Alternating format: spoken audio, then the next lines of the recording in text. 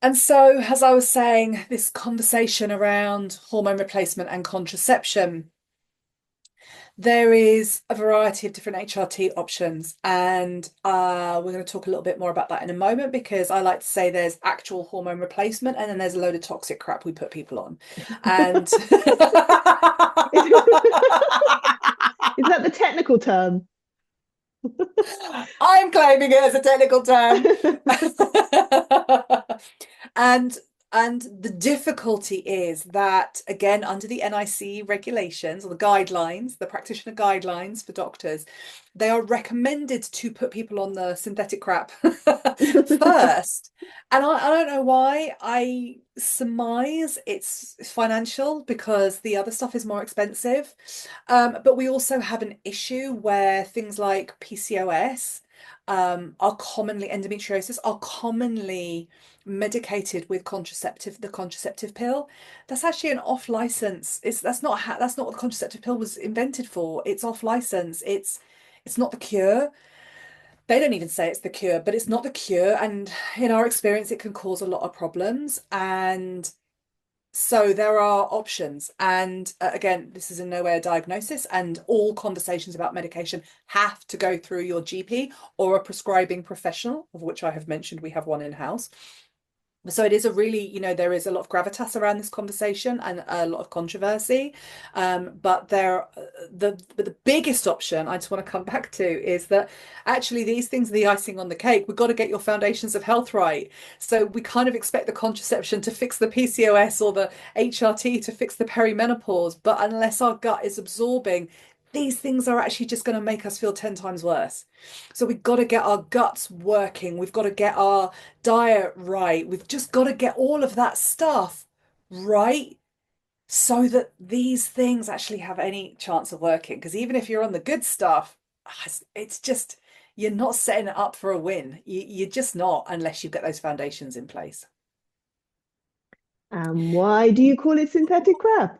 Synthetic crap. So synthetic progestins are what tend to be in things like the sort of combination patch, your standard combined pills. There's a combined pill called Bijuve, which is actually made of body identical hormones. But in general, synthetic progestins, which are in the contraceptive pill, are found in the Mirena coil, the combination patch, the combination pill, and the progesterone only pill.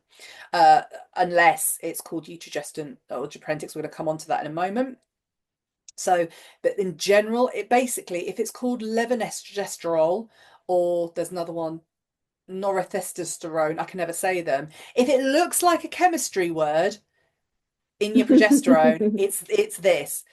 Um, when you look at the chemical composition of a progestin, which is what these synthetic progesterones are, you can see it looks more like testosterone than progesterone. Now that's important. Remember, progesterone is our calming hormone. Testosterone is a ramp you up exciter hormone. So we're going to end up still back in that sympathetic dominant response. We are not going to be in that calming response, that anti-inflammatory response. We are not going to be where we want to be. So it just doesn't even make sense to me from a science perspective that we would use these things because they actually add more problems. In fact, the post-pill PCOS is because having the progestins has caused such a confusion in the body that it stopped making its own progesterone. And sometimes that never comes back. And so, there is actually research that shows that young women of fertile years, when they are on any of the progestins, actually have the progesterone levels, the natural progesterone levels of a postmenopausal woman. That's not cool. That is not cool. This is not okay for our bodies. So synthetic progestins are often very much part of the problem. There can be quite a lot of backlash about this because it's quite a threat to the medical model, actually, that there's a lot of people talking about this now. But there are other options, and it is absolutely worth doing your research and speaking to prescribers who look at it from different viewpoints. So HRT options, I've mentioned the synthetic ones. So what are the other options? So there are these amazing options called body identical. And guess what? The chemicals in them actually look like our body. They're made from yams, so they're not natural, but they're kind of the closest thing to it.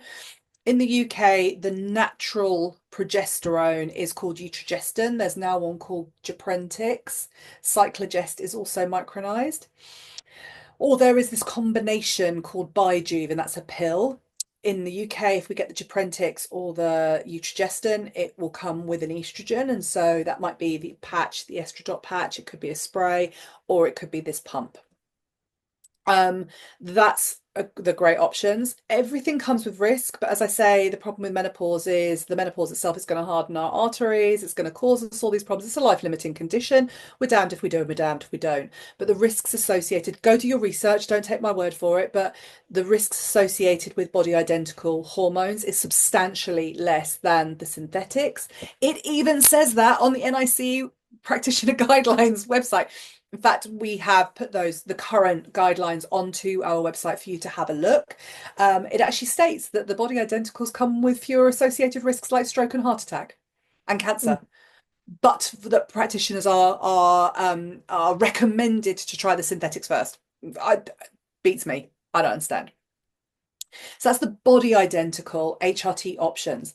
There are low dose, they're called bioidentical. It is basically the same stuff. It's just a way of, I don't know, categorizing it differently. I didn't name them, but low dose bioidentical hormones. And these are, to give you an idea, the Eutrogestin would be 100 milligrams, a low dose progesterone would be something like 25 milligrams.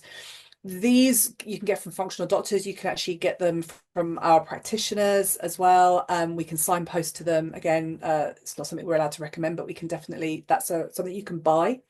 I only ever recommend that someone explores that option on the back of actually having functional testing, which we're going to talk to you about in a minute, so that we're not guessing. Let's not mess around with your body. These are hormones. Don't guess.